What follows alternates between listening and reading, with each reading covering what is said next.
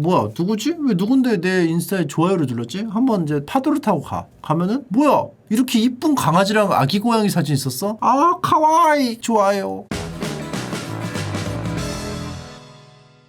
위키하우 하겠습니다. 위키하우 여러 가지 있어요. 마인크래프트 무료로 하는 방법. 이건 뭐야?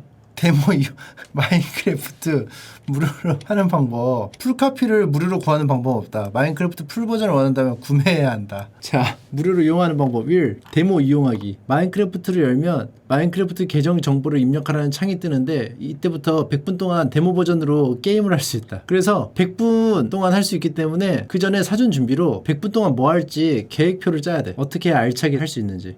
옷가게 창업하는 방법. 패션과 스타일에 대한 열정과 직접 사장이 되어서 가게를 운영하고 싶은 마음이 있다면 옷가게를 창업하는 것이 최고의 선택일 수도 있습니다. 카페 창업은 없나요? 카페 창업은 위키하우에서도 안 알려줘요. 나르시시스트한테 복수하는 방법. 나르시시스트한테 복수하고 싶은 마음이 생기는 것은 당연하다. 나르시시스트들은 자아도취에 빠져 상대방을 짜증나게 만들며 인신공격으로 상처를 준다. 이런 사람은 어떻게 혼내줘야 할까? 나르시시스트들은 무조건 자신이 항상 옳다고 생각하며 상처를 주고도 그걸 인지할 만한 공감 능력이 없다. 그러나 이들의 콧대를 꺾고 당당히 맞설 힘을 얻는 방법은 많다. 이 글을 통해 심리학을 근거로 한 방법으로 나르시시스트에게 복수하고 더 이상 그들에게 괴롭힘 당하지 않을 수 있다는 걸 당당하게 보여주자. 자, 나르시시스트들한테 복수하고 싶은 마음이 드는 건 당연해요. 나르시시스트들은 자아도취에 빠져서 상대방 짜증나게 만들거든요. 그래서 어떻게 복수할 수 있는지. 아니 왜 실실 쪽이에요?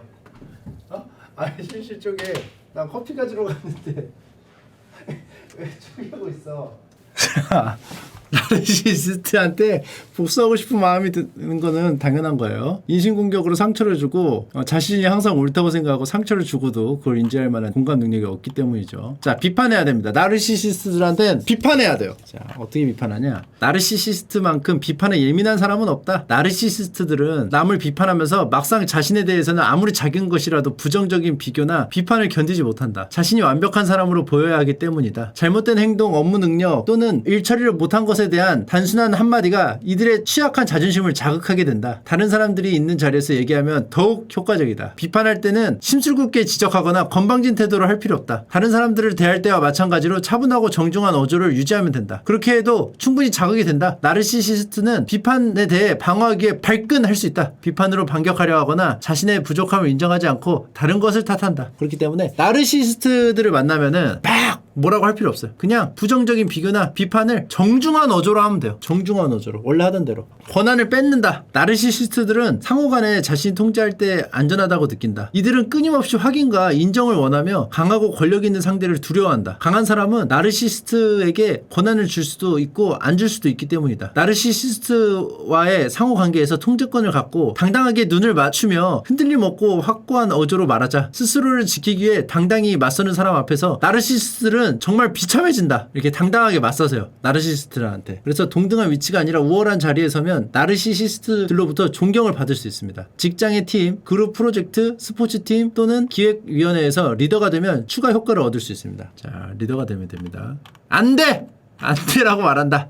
나르시시스트는 자신이 말만 하면 무엇이든지 들어줄 것이라고 기대한다. 이들은 세상 모든 것이 자신을 중심으로 돌아간다고 생각하며 누군가 자꾸 화살표를 하세요. 누군가 저항을 하거나 안 돼! 라고 말하면 완전 당황하게 된다. 특별 대우나 호의를 기대하는 이들의 터무니없는 요청을 침착하게 거절하자. 한번 거절하면 마음을 바꾸려고 끈질기게 매달릴 것이다. 뜻을 굽히지 않으면 나르시시스트는 자신이 영향력이 크지 않다고 느끼게 된다. 예를 들면 나르시시스트가 심부름을 시킬 때 나의 권한을 키우고 해줄 수 있는 것과 안 되는 것의 경계를 정하게 안 돼라고 얘기하자.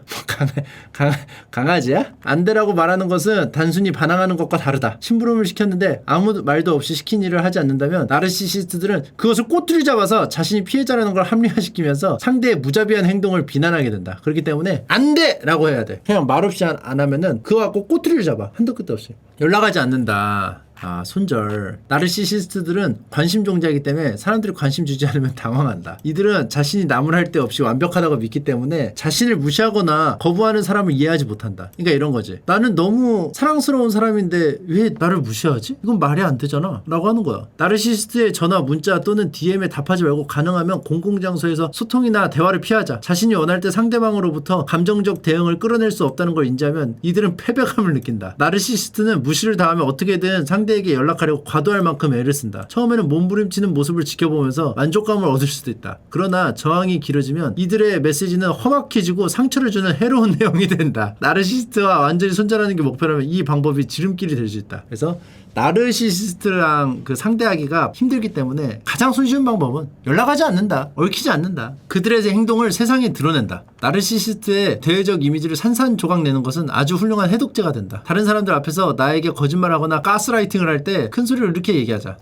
너 자신이 옳은 것처럼 보이기 위해서라면 뭐든 할 거야. 이 말에 대한 방어로 또 거짓말을 한다면 또 한 번 큰 소리로 이거 봐! 또 그러잖아! 라고 말하자. 다른 사람들이 이들의 과장된 얘기와 피해자라는 주장이 거짓이라는 사실을 알게 되면 나르시시스트는 굴욕감을 느끼게 된다. 이 순간에 도덕적 기준 따위는 무시하자. 나르시시스트는 그걸 공격에 이용할 것이기 때문이다. 단 한 가지, 누구도 진실을 이기지 못한다는 사실에만 집중하자. 나르시시스트는 상대방을 망신주기 위해 무슨 얘기라도 할 것입니다. 내 성격이나 행동에 대한 모욕이나 거짓된 주장에 대비합시다. 그러니까 나르시시스트랑 싸우려면 준비를 해야 돼. 왜냐하면은 모욕이나 거짓된 주장을 하기 때문에 대비해야 됩니다. 안 그러면 힘들어요. 나르시시스트가 장악하고 있는 분야에서 성공한다. 나르시시스트가 장악하고 있는 분야가 있어요. 나르시시스트들은 자신이 최고가 되어야 되기 때문에 직접적인 경쟁을 두려워합니다. 이들은 열심히 일하는 이유 중 하나가 사람들을 무너뜨리는 겁니다. 이들은 다른 사람들이 덜 능숙하고 기량이 떨어지며 기술도 부족하고 가치가 떨어진다고 느끼기를 원합니다. 다음과 같이 나르시시스트들이 가장 크게 가치를 두는 분야에서 그들을 능가하거나 나를 위협하지 못하게 꼼짝 못하게 만듭시다. 자, 직장에서 판매 실적 올리고 이달의 사원으로 선정이 되거나 성적을 올리고 아니면 회장, 그러니까 감투에 약해. 나르시시스트들은 자기가 최고가 돼야 되는데 어떤 조직의 장이나 어떤 실적, 누구라도 인정할 수밖에 없는 실적을 내버리면은 너무나 취약해지는 게 나르시시스트들이다. 그렇기 때문에 이런 것들이 방법이 될 수 있고, 근데 사실 이게 장이 되거나 어떤 성과를 내는 게 말이 쉽지 힘들단 말이야. 그럴 때는 어떻게 한다? 4번으로 간다. 연락하지 않는다. 얽히면 피곤하기 때문에 나르시시스트랑은 손절을 한다. 연락하지 않는다. 자, 그리고 질투심을 유발해야 됩니다. 나르시시스트들을 복수하는 방법. 질투심 유발. 나르시시스트들을 질투하게 만드는 거 어렵지 않다. 가장 쉬운 방법은 나르시시스트가 가장 관심받기 원할 때 관심을 보이는 듯 하다 걷어들이는 것이다. 일단 대화를 시작한 다음 다른 친구나 동료에게로 초점을 옮긴다. 이렇게 하면 나르시시스트의 감정은 소용돌이치고 결과적으로 칭찬과 관심을 되찾으려고 애쓰게 된다. 나르시시스트와 사귀거나 작업을 걸 때 이 방법은 매우 효과적이다. 나르시시스트 앞에서 다른 사람의 팔을 슬쩍 만지거나 칭찬하면 급격하게 불안감을 느끼게 된다. 쓴 놈은 뭔 놈이니? 자, 부탁을 들어주도록 속임수도 쓰고요. 나르시시스트는 자신에게 이득이 된다면 무엇이든 한다. 어떤 일을 할 때 얼마나 멋져 보이는지 또는 그 일에 적임자라는 칭찬을 해주면 내가 원하는 거의 모든 일을 시킬 수 있다. 자, 그래서 인정 욕구가 강하기 때문에 부탁을 들어주도록 트랩을 깔아야 돼. 환경을 만들어야 돼요. 이번 주말에 나 대신 일해주면 부장님이 너한테 감동받을 거야. 이런 식으로 이빠른 말을 계속해. 그러니까 이제 나르시시스트에게 복수하려면 자기도 악마가 돼야 돼. 악마를 사냥하려면 자기가 악마가 돼야 돼. 어쩔 수 없어.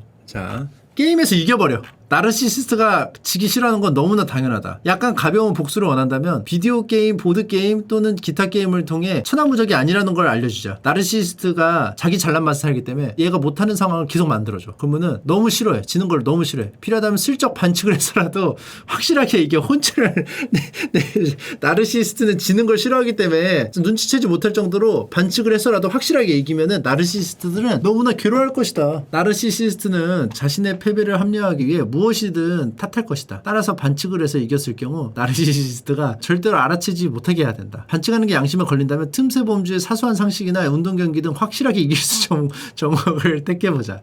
그리고 나르시시스트 미치도록 지루하게 만듭니다. 자, 나르시시스트들은 자신이 사람들을 재밌게 해주고 자신이 쓸모있는 사람이라고 여기며 다른 사람들을 귀찮게 합니다. 이런 상황에서는 지루하고 흥미없다는 듯 행동하고 반응을 최소화하면 됩니다. 그래서 반응하지 않는 것을 그레이 락킹이라고 부르는데요. 나르시시스트는 상대방이 반응을 하지 않거나 상대방으로부터 원하는 걸 끌어내지 못한다는 사실을 인지하는 순간 지루함을 느끼고 짜증나게 됩니다. 그래서 나르시시스트들을 피할 수가 없어. 예를 들어 계속 만나야 돼. 직장에 있거나 그럴 때는 이렇게 귀찮게 지루하다는 듯이 하는 거야. 어떻게 지루하게 만드냐? 만드냐? 반응을 잘 안 하면 돼. 그러면 나르시시스트들은 자기가 가장 잘난 놈인 줄 아는데 거기서 이제 반응이 없으니까 지루해지는 거지. 나르시시스트에게는 복수할 가치도 없다. 복수심이 불타오를 수도 있지만 혼내줘도 나르시시스트는 교훈을 얻거나 자신이 잘못됐다는 생각을 하지 않는다. 그래서 마음속에는 언제나 자신은 승자이다. 그래서 복수를 해봤자 어차피 나르시시스트는 결국 자기가 승자라고 생각한다. 그래서 복수를 해도 결국은 내가 지게 된다. 그래서 나르시시스트랑 싸우는 것은 굉장히 괴로운 일이다. 자, 그리고 나르시시스트들은 보복과 방어를 위해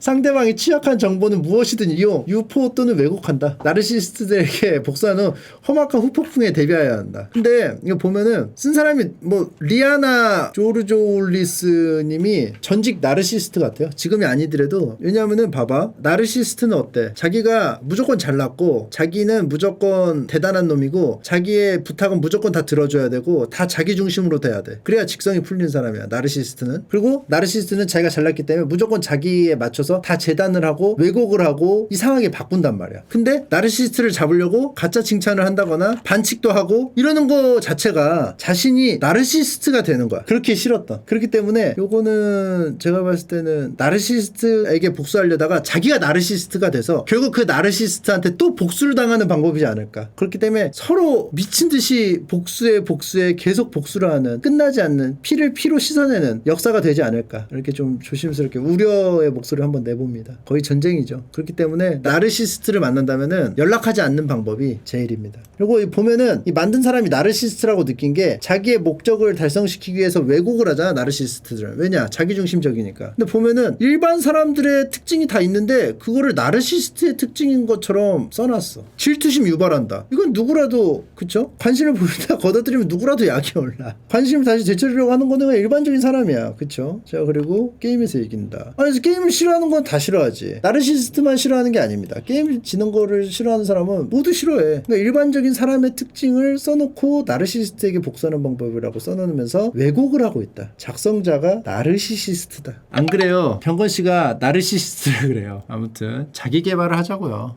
이 나르시스트들이 우리 주변에 다 숨어 있습니다. 그렇기 때문에 이 나르시스트들에게 당하지 않으려면은 여러분들이 정신 똑바로 차리고 생활해야 돼요. 이 나르시스트들이 왜곡하는 거, 여기서부터 자기 몸을 지켜야 됩니다. 저도 주의하겠습니다. 저도 정신 똑바로 차리고 이제 휘둘리지 않도록. 자, 다음 보도록 하겠습니다. 인스타그램에 좋아요를 더 많이 받는 방법을 제가 또 공유해 보도록 하겠습니다. 자, 인스타그램은 친구, 가족 혹은 내 팔로워와 좋아하는 추억이나 순간들을 공유하기에 정말 좋은 수단입니다.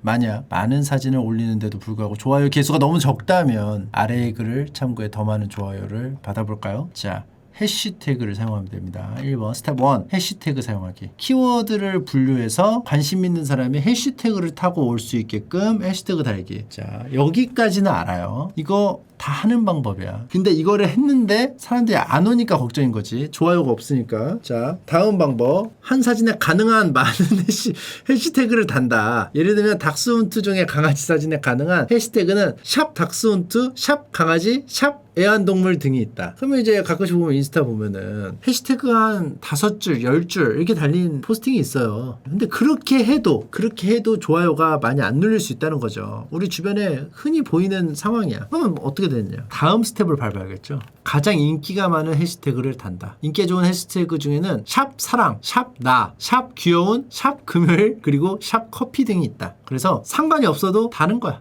그리고 유행을 검색에 찾아보고 사용한다. 인기 있는 해시태그를 사용하는 것이 반대로 경쟁사들 사이에서 좋아요를 더 받기 힘들 수 있다는 것도 이해를 해야 됩니다. 그렇기 때문에 오히려 인기가 많아, 포스팅이 많아, 그러면은 셀피로 검색해서 들어갔을 때 내 사진이 노출이 될 확률이 더 낮기 때문에 셀피가 인기가 많다면 오히려 돌아가는 것도 방법이다. 너무 인기 없는 해시태그도 문제지만 너무 인기 있는 해시태그도 문제일 수 있다는 거죠. 그래서 전략적으로 한 중간쯤으로 경쟁을 좀 덜하면서도 사람들이 잘 아는, 그리고 자주 이렇게 검색을 하는 해시태그를 잘 선정해서 달아보자는 거예요. 자, 다음 사진 필터를 사용하기. 그냥 올리는 것보다는 보정을 해보세요. 자, 보정을 해서 좀 약간 밍밍한데 좀 약간 더 자세하게, 발색에 좀 신경을 썼죠. 그래서 이렇게 필터 있는 앱을 사용하는데 얼리버드나 엑스프롤, 에비아리 앤드 발렌시아 등 사진 보정 효과가 좋고 인기 있는 필터들이 있으니까 요거를 사용해서 훨씬 더 이뻐 보이게 올려라. 필터 앱으로 사진을 보정해 더 특별하고 매력적인 사진을 만든다. 카메라 플러스, 프로 HDR, 스냅스피드 앤드 픽슬로매틱. 다 처음 들어보는 분 손.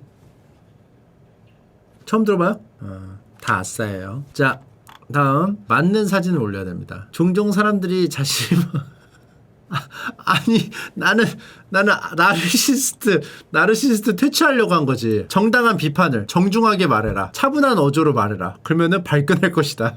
발끈했어요? 나르시시스트야. 발끈했어? 나르시시스트. 그렇게 큰 비난도 아니고 그냥 아싸라고 했을 뿐인데, 정중하게 비판을 했을 뿐인데 발끈한다. 나르시시스트죠. 자, 맞는 사진을 올린다. 종종 사람들이 자신이 먹는 점심 그리고 키우는 고양이 그리고 빈 맥주잔들을 찍어서 올리는데요. 이것을 갤러리라고 생각해 보면요, 잘 고품질의 사진을 전시하는 거죠. 그렇기 때문에 비슷한 사진을 3장 이상 그대로 올리지 않고요, 가장 잘 나온 사진 하나를 올리는 거예요. 그러니까 인스타 이 자기 그 사진첩에 물 관리를 하는 거지. 덜 이쁜 게 있으면 좀 약간 그 같이 포개서 놓는다거나 뭐 이렇게 하는 거죠. 자, 다음 본인에게 중요한 사람들, 친구나 가족 등의 모습이 담긴 것 중 가장 좋은 것을 골라 게시. 그리고 특별하거나 신선한 시각의 사진을 게시. 그리고 애완동물 사진을 게시. 강아지나 아기 고양이의 잘 나온 사진이라면 많은 좋아요를 보장할 수 있다. 사진 속 애완동물이 뭔가 특별한 자세를 취하거나 행동을 하고 있는 것으로 고르는 게 좋다.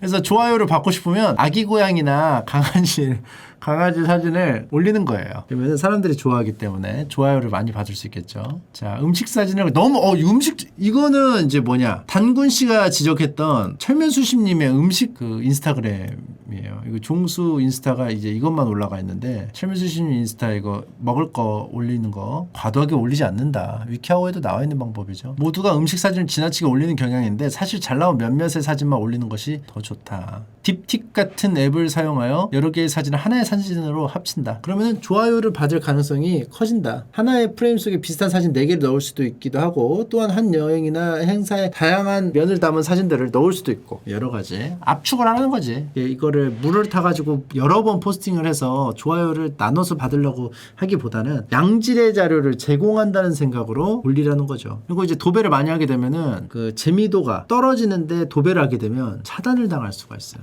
자, 공동체 의식을 갖습니다. 그래서 인스타 활동을 자기가 일단 많이 해야 돼. 좋아요를 누르고 댕기고 칭찬도 하고 댓글도 달고, 이래서 시간을 투자해야지 다른 사람도 내 그 인스타에 놀러와가지고 좋아요를 누른다는 거예요. 이렇게 하면 그 사람들이 역시 화답할 것이다. 그리고 본인의 팔로워의 사진을 인정하지 않는다면 그들 역시 본인의 사진을 인정하지 않게 된다. 그러니까 품앗이를 해야 돼. 어쩔 수 없어. 그러니까 자기가 누가 봐도 매력적인 포스팅을 남기는 게 아니라면은 품앗이야. 결국은 품앗이를 해줘야 된다는 거죠. 자, 더 많은 좋아요를 받기 위해서 랜덤으로 많은 사람들의 사진에 좋아요를 달아주고 다니세요. 투자를 하라는 거야. 나도 인스타에 막 돌아다니면서 좋아요를 막 난사해. 그래가지고 다 찍어줘. 그리고 혹여나 뭐야 누구지? 왜 누군데 내 인스타에 좋아요를 눌렀지? 한번 이제 파도를 타고 가면은 뭐야? 이렇게 이쁜 강아지랑 아기 고양이 사진 있었어? 아, 카와이 좋아요 할 수 있다는 거예요. 그러니까 내 강아지나 고양이 그 인스타를 홍보가 필요하다는 거죠. 마케팅이 필요하다는 거죠. 그러니까 돌아다니면서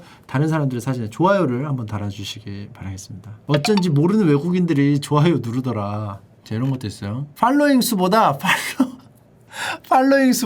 팔로워 수가 더 많은 유저의 계정에 들어갑니다. 대략 15개에서 20개의 사진에 좋아요를 달고 나서 사람들이 본인의 계정과 사진에 대해 알게 되고, 이제 더 많은 팔로워와 좋아요를 받게 될 수 있습니다. 팔로잉보다 팔로워 수가 더 많은 유저의 계정에 들어가는 거예요. 그리고 시간을 충분히 갖기. 사진을 올리는데도 때가 있습니다. 한밤중에 올리면 묻히기 마련이에요. 그러니까 묻히지 않게 낮에 사진을 올리는 것도 좋은데, 그 이유는 사람들이 일에 지쳐 잠시 인터넷을 보고 있을 시간이기도 하기 때문입니다. 새벽 5시에서 6시 같은 너무 이른 아침에는 대부분 출근 등으로 바쁘기 때문에 사진을 보기 힘들어서 이때는 포스팅을 하지 않는 게 좋습니다. 전략적으로 하라는 거죠. 사람들이 딱 방심했을 때 힘들다 해서 잠깐 좀 숨 좀 돌릴까, 휴대폰 좀 할까 할 때 무의식적으로 머릿속에 집어넣을 수가 있단 말이야. 그럴 때를 노리라는 거야. 낮에 하면은 굉장히 그런 부분에서 유리하다. 그리고 저녁 식사 후에는 또 사진을 올리는 게 좋습니다. 저녁 먹고 나서 또 한번 쉬는 시간이 생기면서 인터넷을 할 수 있기 때문에 그때 내 인스타그램에 들어올 수가 있죠. 그럴 확률이 있기 때문에 그때 업로드해라. 낮에 업로드해라. 저녁 식사 후에 업로드해라. 그러니까 상대방이 휴식 시간일 때, 잠깐 여유 시간이 있었을 때 살짝 들어서 가볍게 볼 수 있는 시간에 포스팅을 하게 된다면 많은 관심을, 그러니까 좋아요 1개 받을 거 2개 받는 거야. 좋아요를 수집하는 거죠. 이게 뭐 그렇게 해서까지 좋아요를 받아야 돼 라고 물어보면은 여기 들어오면 안 되죠. 인스타그램에 좋아요를 더 많이 받는 법을 검색했다는 것은 그만큼 인스타그램의 좋아요가 너무너무 너무너무 간절한 상황이라는 얘기죠. 그렇기 때문에 수단과 방법을 가리지 않고 인스타그램의 좋아요를 받을 준비가 돼 있는 사람이 이미 검색을 했기 때문에 이렇게까지 해야 되라는 말은 굉장히 어리석은 발언일 수 있다고 저는 볼 수 있다는 거죠. 뭐 SNS를 뭐 이렇게 그냥 안일하게 접근하는 사람들이 있어요. 뭐 내 일상 보여주고 싶어서 그냥 하는 건데 뭐 그냥 내가 어떻게 사는지도 좀 보여주고 싶고 내가 뭐 좋아하는 게 뭔지 그냥 공유하고 싶어서 서로 생각도 교환하고 이렇게 하고 싶어서 하는 건데 닥쳐. 인스타그램은 전쟁이야. 여기는 누가 좋아요를 많이 받는지 치열하게 연구하고 그 자웅을 겨루는 장소야. 거기서 안일하게 그렇게 가? 살아남을 수 있을 것 같아? 애완동물 사진 누구나 봐도 귀여워하는 강아지나 아기 고양이 일반적으로 뭐 거미 키우는 사람 거미 귀엽지. 근데 일반적으로 대중적으로 강아지보다 거미 좋아하는 사람이 많을까? 아니잖아. 그러니까 전략적으로 가야 된다는 거야. 강아지나 아기 고양이 사진을 자꾸 섞어주면서 음식 사진에 또 관심이 없으니까 또 내가 음식을 너무 맛있게 먹었어도 5개 중에 2개만 올린다거나 그리고 그 사진도 압축해서 올리고 그리고 나도 영업을 뛰는 거야. 그 랜덤하게 가가지고 좋아요를 난사해. 그리고 전략적으로 아무나 해주지도 않아. 어떻게 하냐? 팔로잉 수보다 팔로워 수가 더 많은 유저에게 들어가야 됩니다. 인기인에게 가야 되는 거죠. 그리고 시간 충분히 가져야 돼요. 조급하게 생각할 필요 없어. 전략적으로 인스타를 누가 하냐? 잠깐 숨 돌리려고 잠깐 시간이 짬이 났을 때 사람들이 하기 마련이다. 시간이 좀 오히려 길게 잡히면은 다른 걸 해버리지. 본격적으로 해버리지.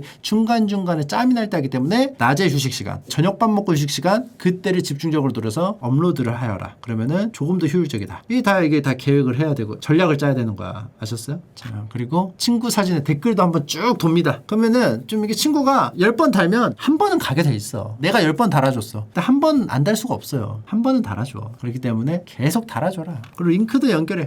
각종 뭐 페이스북과 인스타그램 계정을 연결해서 외부에도 마케팅을 해라. 내 페이스북 친구들이 와가지고 또 달 수도 있기 때문에 최대한 노출하는 거야. 내 SNS를. 팔로워들의 사진에 먼저 좋아요와 댓글을 달는 게 좋습니다. 모르는 사람보다는 팔로워들의 사진에 해시태그를 또 많이 달라고 하는데 또 남용하지는 말라고 합니다. 인스타 쿨 같은 해시태그는 괜찮지만 이를 모든 사진에 쓰지 않도록 한다. 그런 사람들이 있어요. 이게 모든 포스팅에 정해진 해시태그를 5줄씩 쓰는 사람들이 있어요. 그러면은 분별력이 없어요. 그렇죠? 그리고 필터를 쓰는 대신 사진 편집 앱을 설치해 업로드 전 사진을 편집해 본다. 자, 여러 가지가 있습니다. 업로드 전에 이제 해야 되는 이유는 그때의 분위기에 맞는 필터링을 할 수 있기 때문에 이렇게 하는 것 같습니다. 그리고 다른 사람을 놀리거나 우스꽝스럽게 만들지 않아야 돼요. 그러면은 언팔로우 당할 수 있어요. 그리고 적절하지 않는 사진을 게시하면 안 되고 셀카 사진과 음식 사진은 최소한으로 올립니다. 셀카 사진 올리면 안 돼요. 최소한으로 안 올리지 말고 셀카 잘 찍는 법? 포즈 취하기, 좋은 각도를 찾아야겠죠. 좌측과 우측의 사람이 달라요. 그렇기 때문에 자기의 얼굴을 계속 분석을 해서 제일 잘 나오는 각도, 제일 잘 나오는 방향을 생각해야 된다는 거죠. 제가 누차 말했죠. 인스타는 뭐다? 전쟁이야.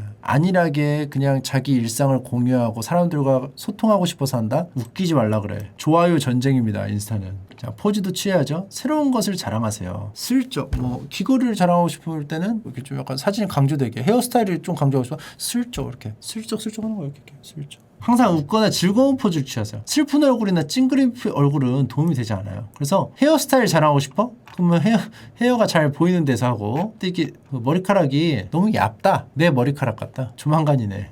이목구비 중에 한 부분에 집중하세요. 자, 근접 촬영하려고 하면은 가장 마음에 드는 부위에다가 이제 하는 거죠. 그러니까 뭐 눈에 자신 있어? 그러면 눈에다가 이제 집중적으로 화장을 하고 다른 데는 좀 약간 잘 안 보이게끔 기본적인 화장만 하라는 거야. 입술이 자신 있어? 미소가 자신 있어? 그러면 이제 입술은 좀 약간 예쁜 색의 립스틱을 바르고 다른 데는 좀 약간 일반적으로 자연스럽게 간다는 거죠.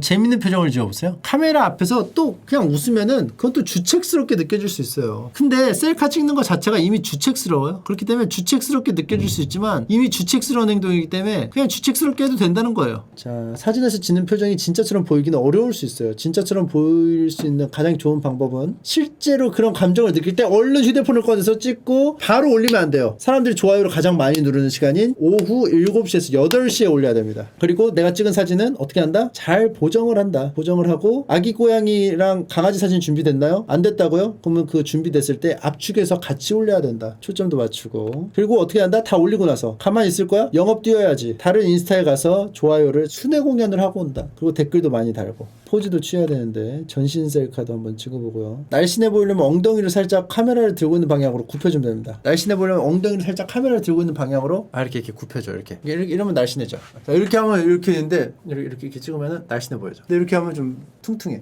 이렇게 하면 날씬해. 살짝 엉덩이를 뒤로 보내는 거예요. 그리고 반대쪽 어깨를 살짝 앞으로 내밀고 이렇게 했으니까 이렇게 찍을 거면 이렇게 찍어야 하나? 손은 자연스럽게 늘어뜨리거나 허리춤에 올려주세요.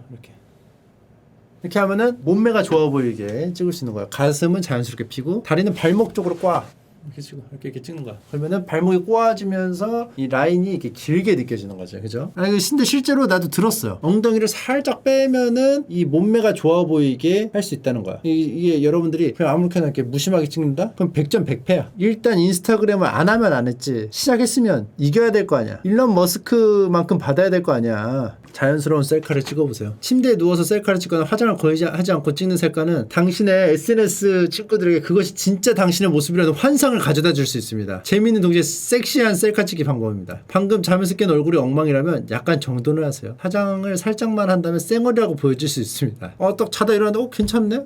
나쁘지 않네? 그러면 여기다가 살짝만 커버를 해. 기본만 발라. 그리고 지금 일어난 것처럼 딱 하는 거지. 그리고 바로 올린다? 아니죠. 오후 7시에서 8시에 올린다. 낫도 나쁘지 않은 방법이다. 자, 신발 사진도 한번 찍어보고요. 다리가 얇아 보일 수 있기 때문에 신발 사진을 명목으로 자신의 얇아 보이는 다리를 자랑할 수도 있다는 거죠. 그리고 유행진한 포즈는 피하세요.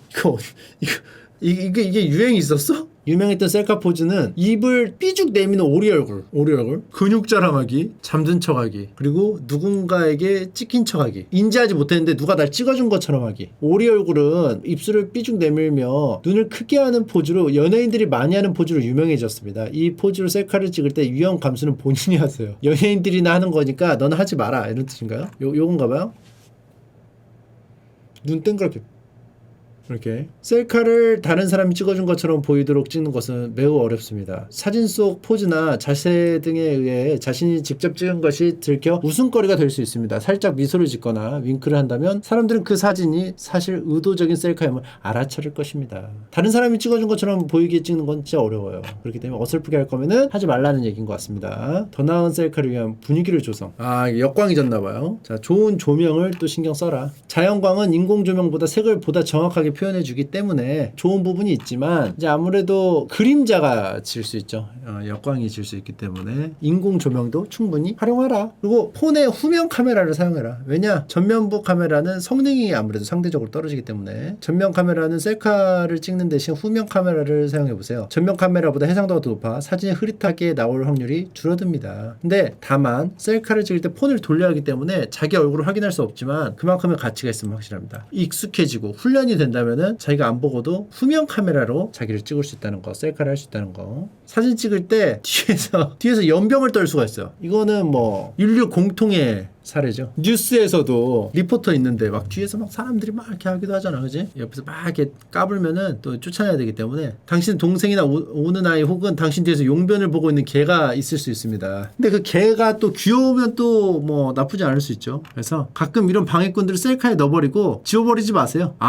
이걸 이용해라. 오히려 이것조차도 변주로 이용해라. 너무 정석으로만 가면은 심심해지고 사람들과의 차별성이 없기 때문에 오히려 그걸 역으로 가서 변주로 사용해라. 무협지에서 보면은 원래 배운 대로 이제 초식을 날리면 쎄. 근데 이제 상대방이 어느 정도 레벨이 되면은 그걸 다 예상한단 말이야. 정석은. 가장 효율적인 방법은 효율적인 방법으로 맞게끔 고안을 했기 때문에 약간 덜 효율적인 공격 방법이더라도 익숙하지 않은 방법으로 나간다면 큰 효과를 줄 수 있죠. 그렇기 때문에 요거는 아예 역으로 가는 거야. 동생이 나왔어? 원래 싫으면은 그냥 이쁘게 찍은 거보다 잘생기게 찍은 거보다 효과는 떨어질지 몰라도 오히려 좀 신선한 점에서 점수를 좀 받을 수 있을 것이다. 내가 셀카를 찍었는데 동생이 똥을 싸. 찍어주란 말이야. 찍어줘서 같이 이제 변주를 넣으란 말이야. 사진을 같이 찍을 사람을 모아보세요. 공공장소에서 혼자 셀카 찍기를 부끄러워한다면 셀카를 찍을 수 있는 좋은 대안입니다. 자기가 좀 혼자 찍기 좀 부끄러워하면 같이 찍는 거예요. 같이 찍어서 올리는 인스타가 많죠. 그리고 같이 찍으면 좋은 게 기념으로 올린다는 이제 명분이 있잖아요. 그렇기 때문에 사람들에게 자연스럽게 그 포스팅을 공개할 수 있고 좋아요를 많이 받을 수가 있다. 그리고 어떤 같이 했을 때 나랑 같이 찍었던 사람의 인스타 친구가 교류를 할 수 있어. 그러면서 어떤 자연스러운 인스타 교역이 벌어진다. 나의 인스타 친구와 저쪽 인스타가 같이 혼합하면서 서서히 이제 그 좋아요 거래를 통해서 서서히 조금씩 이제 확보할 수가 있는 것이다. 셀카를 업로드하고 관리해야 돼요. 필터도 적용해보고 이건 뭐죠? 사진을 편집해서 이런 거 달아요. 별 같은 거. 별이나 땡땡이를 다는 거예요. 근데 사진 편집은 최소로 하는 것이 좋다고 합니다. 사진을 자연스럽게 편집할 수 없다면 명백히 가짜로 보이는 사진을 올리지 않도록 주의하고 부자연스러운 부분은 삭제하기 바라겠습니다. 자, 그리고 SNS에 업로드를 해주시고요. 있고요. 그리고 셀카를 싫어할 수도 있기 때문에 너무 셀카만 있다면 다양한 사진들도 같이 좀 올려주길 바란다는 거. 여러 가지 좀 약간 리듬을 타야 돼. 리듬을. 셀카 이렇게 하기보다는 셀카, 아기 고양이 그리고 친구랑 같이 찍은 거 하다가 셀카 그러다가 강아지 하나 올리고 그리고 음식 여기서 한번 들어가 주면서 그래서 또 셀카 한번 들어가지고 친구 3연속으로 한번 갈 수도 있어. 계속 2번까지가 최대였는데 연속은 2번까지가 최대였는데 예상할 수가 있기 때문에 여기서 한번 친구랑 찍은 사진을 3개를 연속으로 딱딱딱 가주면서 뭐야 이번에도 혹시 친구랑 찍었나? 그때 귀여운 고양이 이런 식으로 변주를 계속 넣어주는 겁니다. 리듬감 있게 가면서 거기에서 또 이제 사람을 이렇게 잡아당길 수 있는 어떤 훅을 하나씩 집어 넣어주는 거야. 자,